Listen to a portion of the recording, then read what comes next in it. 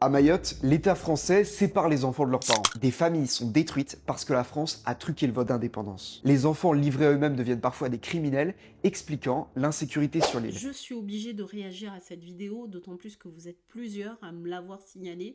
Déjà, ce qu'on peut dire, c'est que c'est un tel concentré de clichés, d'approximations et d'arrangements pour que cela corresponde au schéma de pensée de l'auteur de cette vidéo, Prof Bat, que la vidéo en devient fausse. Et c'est d'autant plus grave que Prof Bat est prof d'histoire.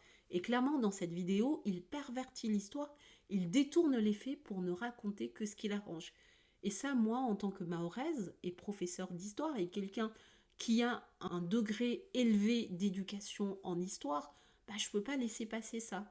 Parce qu'il y en a marre que des gens racontent notre histoire à notre place et surtout qu'ils la racontent mal. Déjà rien que le début de la vidéo, bah, ça fatigue. On a un tel concentré de raccourcis et de simplification que même moi j'ai été dépassée. Et je ne parle même pas de la vidéo qui a été choisie pour illustrer la situation des mineurs isolés à Mayotte, où on voit un petit blond arraché à sa maman blonde, alors que la population à Mayotte est noire.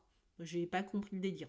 Clairement, il y a trop de malhonnêteté dans la narration de cette vidéo. Malhonnêteté intellectuelle, mais aussi manque de rigueur en adoptant un ton sensationnel qui ne permet pas de bien raconter le territoire dans sa complexité. Parce que Mayotte, c'est complexe. Tout territoire ultramarin est complexe. Et enfin, je termine en parlant du vrai problème de cette vidéo.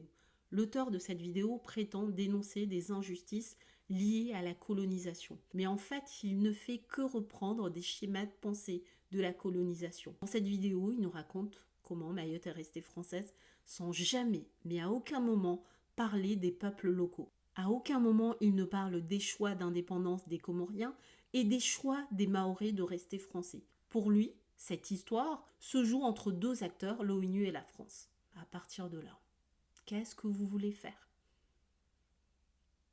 Si, ce que je peux faire, c'est prochainement faire une vidéo où je raconte de manière nuancée toute la complexité de l'histoire de Mayotte avec la France.